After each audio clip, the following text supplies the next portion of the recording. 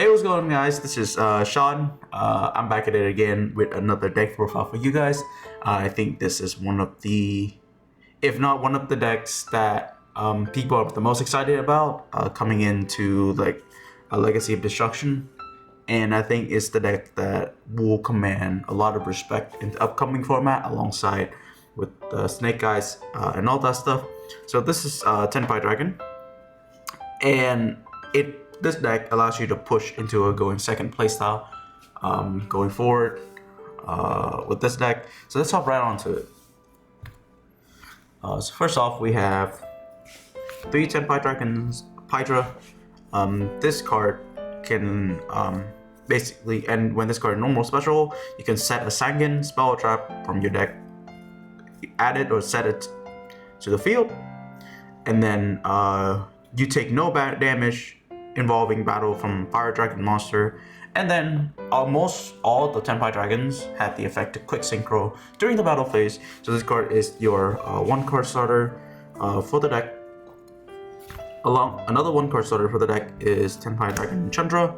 So during the battle phase, you can synchro summon again, and then in damage step, when this card battles, you can special summon a Tenpai Dragon from the deck, which plays around Ash Blossom, because you cannot Ash Blossom in the damage step. So one thing about the damage step is that if a card says negate the activation, you can use it during damage step, but if a card says negate the effect, you cannot, which is kind of funny. 2 Fadra. This is slightly breakier than the other 2, but Fadra reborns a Tenpai Dragon from grave on summon. Reborns any level 4 or lower fire dragon, so it reborns any of the smaller ones, and you can always quick synchro with this card. And also, if this card's on the field, all Tenpai Dragon monster you control cannot be destroyed by battle, which is really crucial in creating those OTK combos. 1 Visual Magnum Hood as an honorary piece of Tenpai Dragon, because this card is Search Any Dragon that you can bring out with Sphere mode. So that's it for mostly the Tenpai Dragon monsters. Spells, we have 3 Sangen Summoning and 3 Sangen Kaimen. And then along that with 1 copies of Terraforming. So Sangen Summoning is really good in this deck because it is a starter. So all of these are starters. So mostly just Tenpai Dragon, you basically have a billion starters, like 14, 15 starters. And then the rest are just like non-engine, which is like what's really good about this deck coming into this format, because all those non-engines can use to combat Snake Eyes. And then these all have starter effects. Sangen Summoning, all your Tenpai Dragons are immune to card effects, unaffected by card effects. So basically they're towers during main phase 1, which basically they're almost resistant to hand traps during the main phase. And then if this is cracked,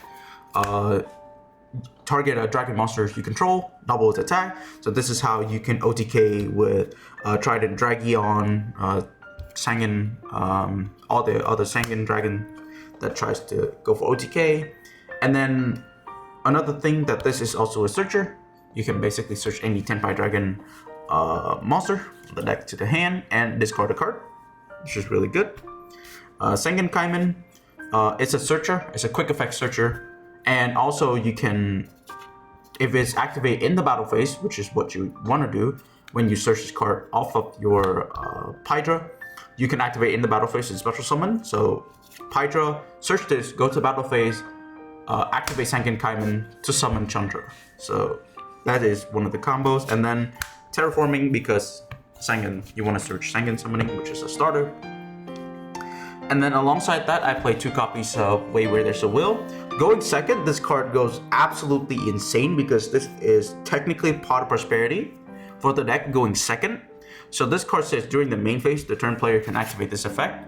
You can reveal cards activate cards from the top of the decks up to the amount of cards your opponent control, and then add 1 of them to your hand, which is, if your opponent controls 4, 5, 6 cards on the field when you activate this card, basically you can Pot of Prosperity 6, 7 cards deep and then you can add any card from there to their hand, and then because of that, you can easily substitute this card with Sangen Summoning, and it can bridge with Terraforming.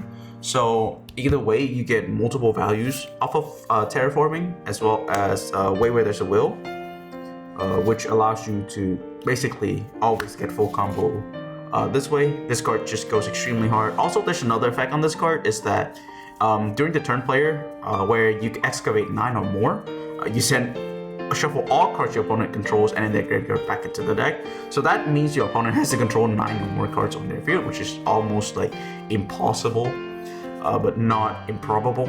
So there's also another effect on this card, which is kind of funny, but if you pull it off with this card, it's hilarious. So another consistency engine that I have is Blaster and Goatsark. So when you activate Goatsark, banish Blaster. It's also another starter. My Blaster starts you a Fire Dragon, but drawing Blaster is not like the worst thing in the world, because you can always use this banish a Fire Dragon to pop a card in the field, which is a Disruption, which is not the worst card in the world to draw. Some people don't like this package, but I think I like this a lot just because it gives you another way to play the game, basically. And then Pot Prosperity for consistency purposes. Also, one thing about this deck, about Pot of Prosperity, is that this deck can OTK through this card, which is incredible and ridiculous at the same time. So, non-engines. We play 4 effect negations, 3 Veiler, 1 Mourner, along with 3 Infinite Impermanence, 4 Snake Eyes.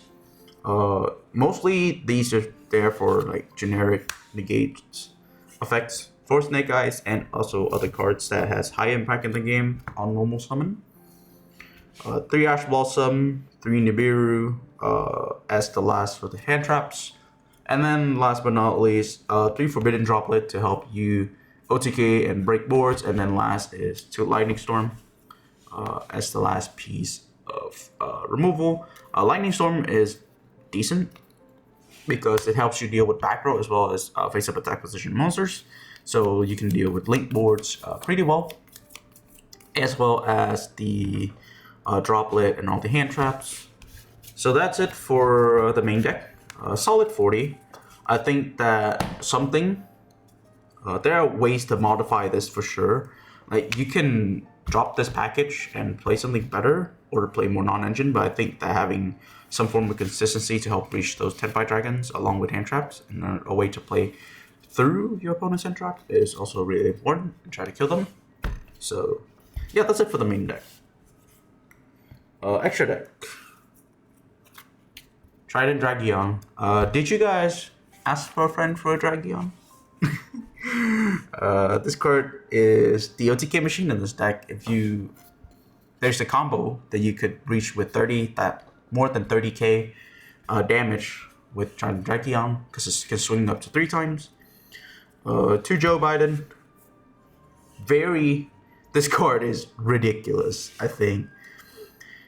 Because it can target a fire from grave, special summon in the bag. So basically, when you full combo, you had Fadra, Chandra, and Piter on the field.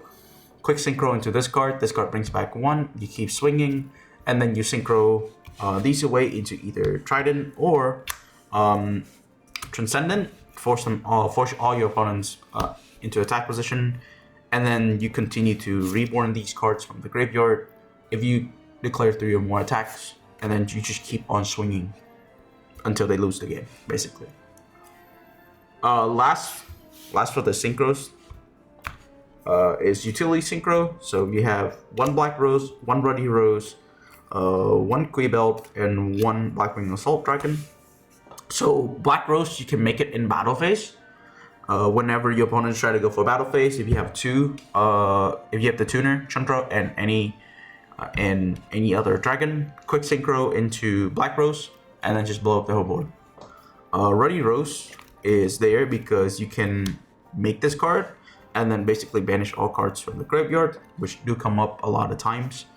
And then we have the Kui belt. So here there's several options.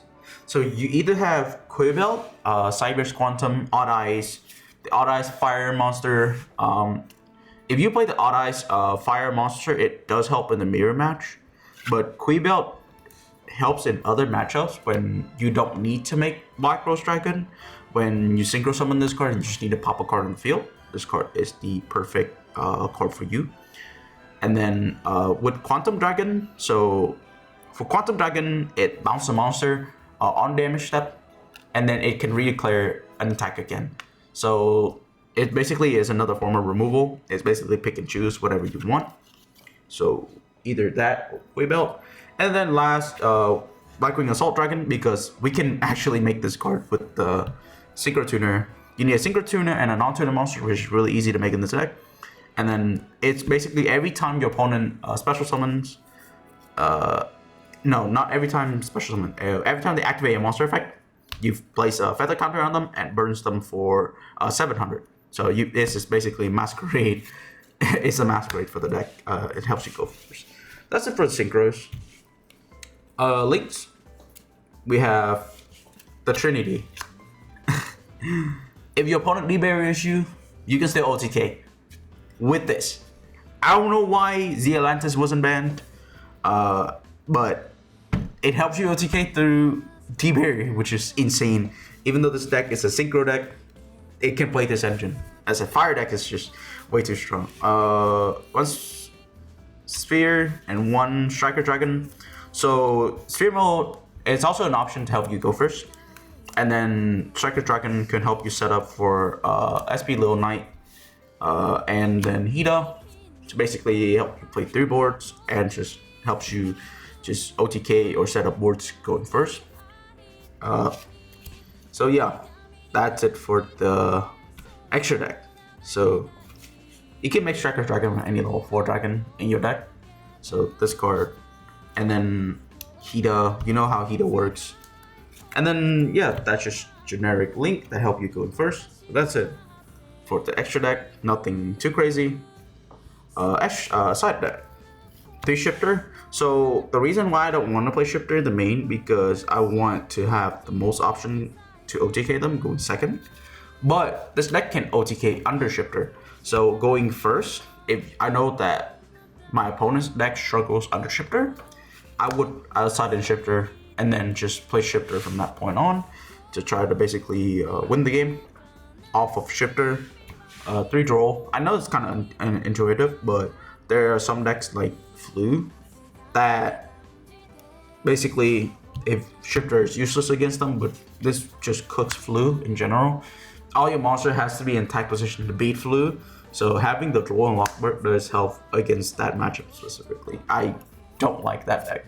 So 2 Bestial to pair along with the Magnum Hut in the main, and it also helps against those Voiceless Voice and those kind of matchups where the ETs are really strong, like Branded, Voiceless Voice, that kind of stuff. And then last but not least, I have back row removal. Yeah, I hate Runic Stun, so this is my out for Runic Stun, and basically just the purple cards with Infinity Sign on it. That's how I beat them. And then last but not least is 3D Barrier. This could have been Heat Wave, but I don't have Heat Wave. I would probably play Heat Wave over this 100% if I'm going first. But this is the best card that you can play other than Heat Wave going first, because D-Barrier hits VV, is branded, it hits Tenpai, and it hits a lot of the stuff. So yeah, that is it for the deck profile. This deck is gonna be the deck that will command the most attraction from all kinds of players, because it's very budget friendly, and it's gonna deserve a lot of respect from the players that will play this. So I hope you guys enjoyed this video. Let me know in the comments down below which tech option you'd like to play with Tenpai Dragon, and I'll see you guys next time in the next video. Peace.